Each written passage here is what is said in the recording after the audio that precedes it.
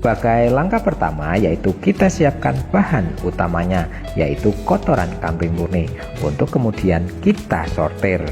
Tujuannya yaitu untuk memisahkan benda-benda asing yang kemungkinan terdapat ataupun terbawa bersamanya, dan saat proses penyortiran ini juga bertujuan untuk membuat kotoran kambing tersebut agar menjadi butiran-butiran yang lebih kecil apabila kotoran kambing tersebut menggumpal, agar lebih cepat dan lebih mudah terurai.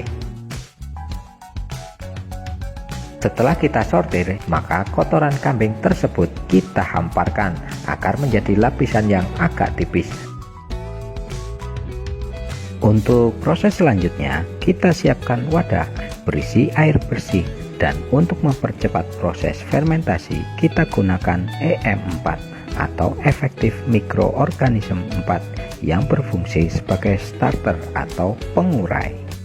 Untuk takaran kurang lebih 100 kg kotoran kambing murni diperlukan 2 tutup botol cairan EM4 tersebut, di mana 1 tutup botol kemasan jika penuh kurang lebih sebanyak 12 ml kita encerkan ke dalam 4 hingga 5 liter air.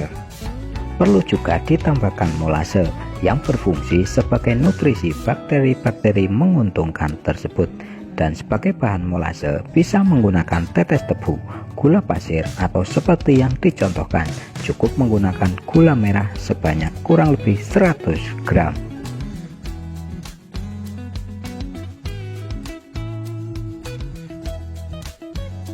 Untuk tahap selanjutnya yaitu kita siapkan botol spray atau tangki sprayer, atau Anda cukup menyiramkannya atau mencipratkan cairan tersebut di atas kotoran kambing.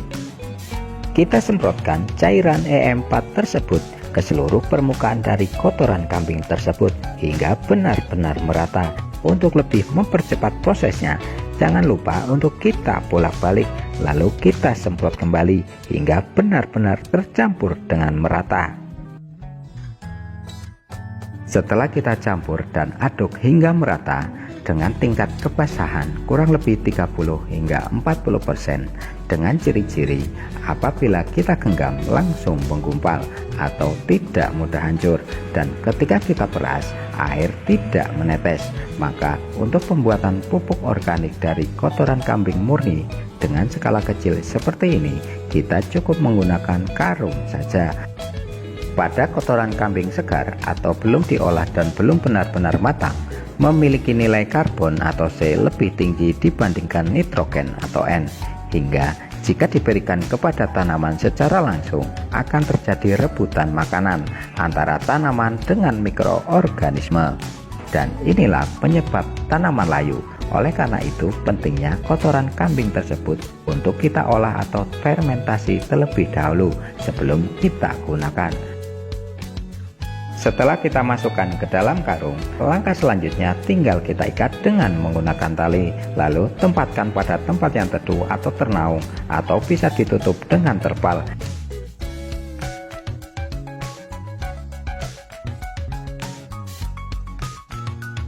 Selama prosesnya, setiap 2 minggu sekali kita cek kondisinya dengan cara kita buka tali pengikat, lalu kita cek tingkat kelembapannya, dan hindari kotoran kambing tersebut terlalu kering dengan cara kita siram atau semprot dengan cairan EM4 dengan takaran yang sama jika diperlukan. Bolak-balik karung tersebut untuk meningkatkan sirkulasi udara dan untuk menurunkan suhu yang berlebih, dan inilah tujuannya karung tersebut diisi tidak terlalu penuh untuk memudahkannya.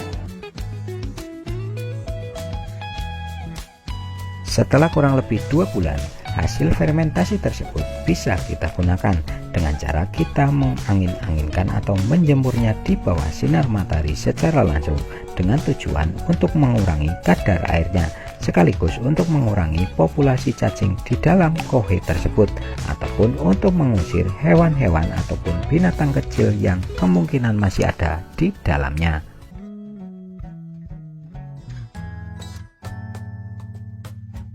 Untuk ciri-ciri hasil fermentasi yang sudah siap digunakan yaitu bentuk sama sekali sudah berubah dari bentuk awalnya, lebih lembut atau hancur, dan terasa dingin jika kita pegang. tidak berbau atau menyerupai layaknya tanah biasa.